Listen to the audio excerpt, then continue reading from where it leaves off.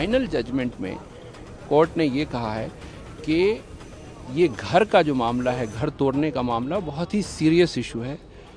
किसी इंसान का घर जो होता है वो एक सिर्फ एक्यूज्ड का घर नहीं होता, वो पूरी फैमिली का घर होता है और पूरी फैमिली के एस्पिरेशंस एंड होप उस घर से जुड़े होते हैं, उसके फ्यूचर उससे जुड़े होते हैं। तो इस तरह से अगर अथॉरिटीज़ घर को तोड़ती है तो बिल्कुल गलत है और इल्लीगल है। एक बात ये कही। दूसरी बात ये कही कि अगर घर किसी ने गलत तरीके से बनाया है तो उसको देखना पड़ेगा अलग अलग एंगल से। उसमें एक बात तो ये होगी कि क्या वो पूरा घर इल्लीगल है या उसका कुछ पोर्शन इल्लीगल है या फिर उसको कंपाउंडिंग किया जा सकता है या नहीं किया जा सकता है।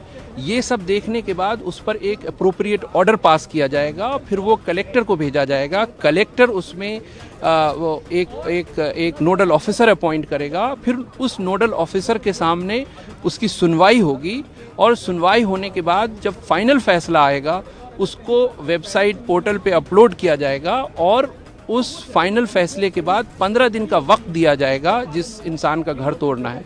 और उसके साथ साथ एक बात और कही कोर्ट ने कि देखिए ये मामले को पिक एंड चूज बेसिस पे नहीं होगा, उसको देखना पड़ेगा कि सिर्फ ये एक ही इंसान का घर है जो इल्लीगल था या और लोगों का उस मोहल्ले में जो घर है वो इल्लीगल है। तो इन सब कंसिडरेशन को देखने के बाद ऑर्डर पास किया जाएगा, 15 दिन का वक्त दिया जाएगा ताकि वो अगर फाइनली उसको तोड़ना ही है तो वो अपील कर सके या घर को खाली कर सके। और इन सब प्रोसीजर को अगर किसी ने ऑफिसर ने वायलेट किया है तो उसकी अकाउंटेबिलिटी तय होगी।